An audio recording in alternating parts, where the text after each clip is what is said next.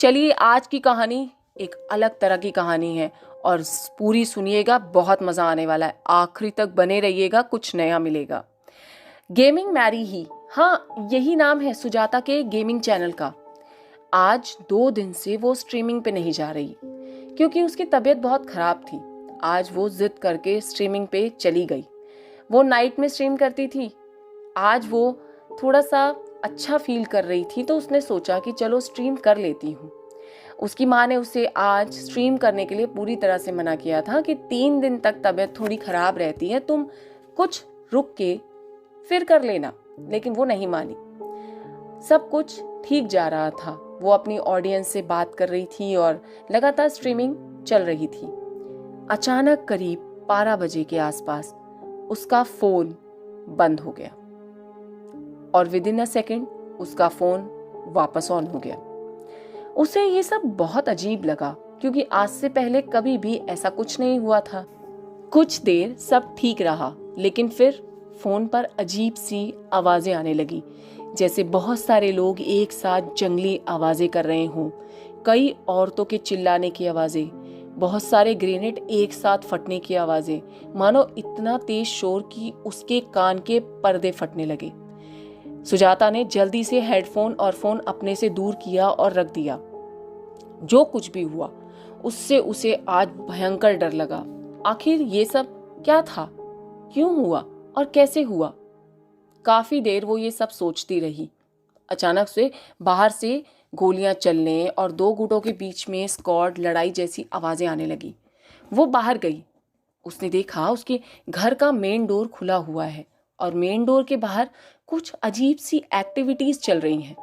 धीरे धीरे धीरे धीरे वो दरवाजे तक पहुंची और जैसे ही उसने दरवाजे के बाहर कदम रखा, वो एक दूसरी दुनिया में पहुंच गई थी। उसने देखा कि यहाँ कुछ लोग जो हाथ में गन्स लेके एक दूसरे को मार रहे हैं।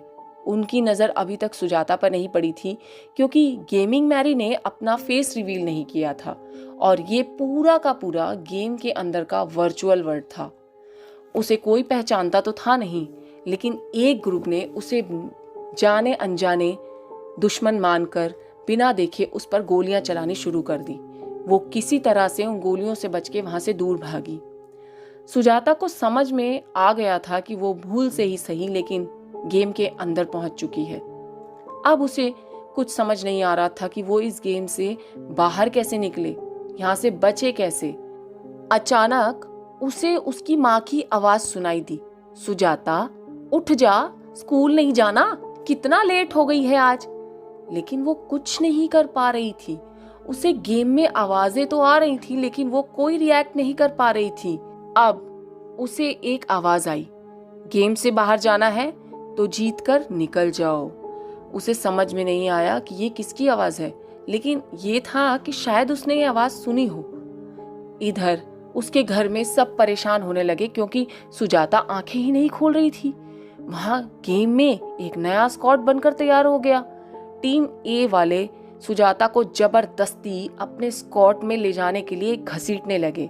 वो चिल्लाती रही लेकिन किसी ने उसकी नहीं सुनी। उसे जबरदस्ती लड़ने के लिए तैयार करने लगे और जाकर उसे लड़ना ही पड़ा।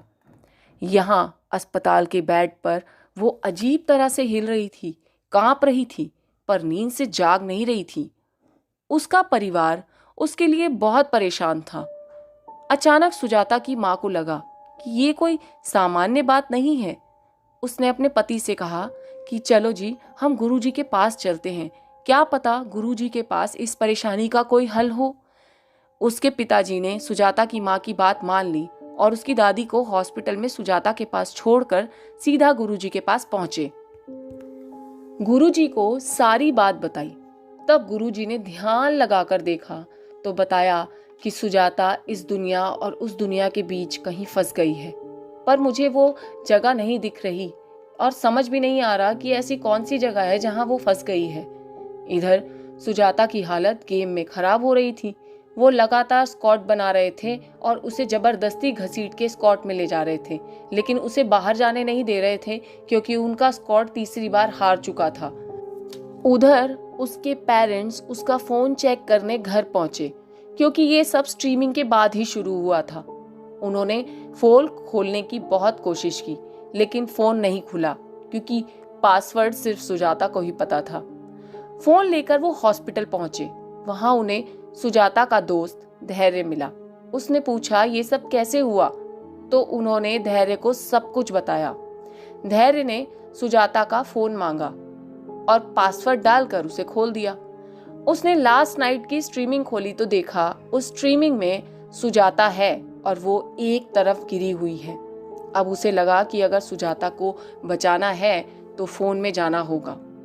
उसने हेडफोन अपने सर पर लगाया और 10 मिनट उस स्ट्रीमिंग पे रहा।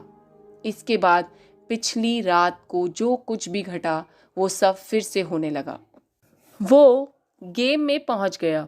उसने देखा चारों तरफ गोलियां चल रही हैं, कहीं ग्रेनेड फेंके जा रहे हैं, कहीं स्क्वाड के स्क्वाड बन रहे हैं। इस बीच में उसे सुजाता को ढूंढना था, लेकिन वो उसे कहीं नहीं दिख रही थी।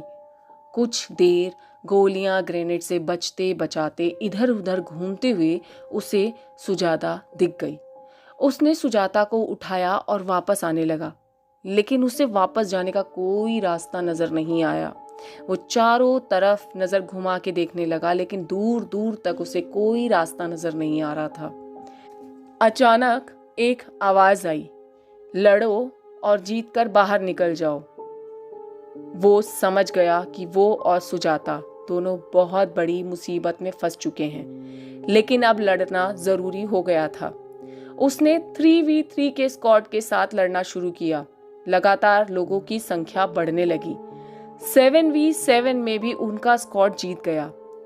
धैर्य ने देखा कि एक जगह से बाहर का रास्ता दिखना शुरू हो गया है। वो सुजाता को लेकर उधर दौड़ा, लेकिन दरवाजे तक पहुंचने पर उसे महसूस हुआ कि सुजाता इस दुनिया को छोड़कर जा चुकी है। वो रोता बिलखता बाहर आ गया, लेकिन अब वो कुछ नहीं कर सकता था। पूरी जिंदगी में कभी भी धैर्य ने गेम को हाथ नहीं लगाया। Thank you friends. अगर आपको मेरी स्टोरीज, मेरा ये चैनल अच्छा लगे तो प्लीज़ प्लीज़ प्लीज़ मुझे लाइक, शेयर और कमेंट करें। मेरे चैनल को सब्सक्राइब ज़रूर करें।